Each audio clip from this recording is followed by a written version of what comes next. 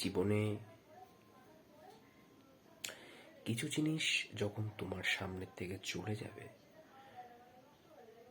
বা হঠাৎ করে কোনো ডিসিশন এমন হলো যার ফলে কোনো জিনিস তোমার হাতছাড়া হলো, তাই বলে এই নয় তোমাকে সব হাল ছেড়ে দিতে হবে। আমার বাবা মায়ের পর যে বিশ্বস্ত মানুষটা আমাকে আশ্বাস দিয়েছিল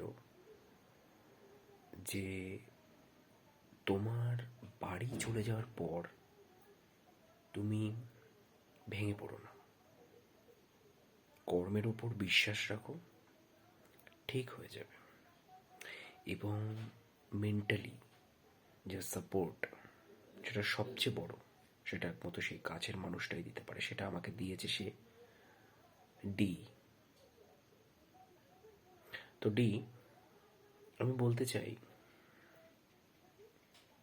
আজ যে ছোট্ট একটা কুটির করার জন্য যেটুকু দরকার সেটা তো সংগ্রহ করতে পারলাম 1 বছরের মধ্যে, তোমার কথা মতোই। তাই বলে তুমি প্লিজ এতটা রাগ করেও থেকো না,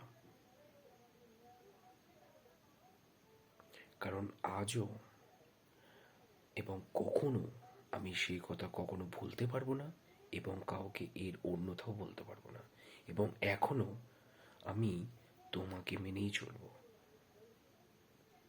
ওপরে আছেন ভগবান, তিনি কিছু কিছু মানুষকে পাঠান তার অবতার রূপে, এবং সেটা তুমি আমার কাছে। তো প্লিজ ডি, প্লিজ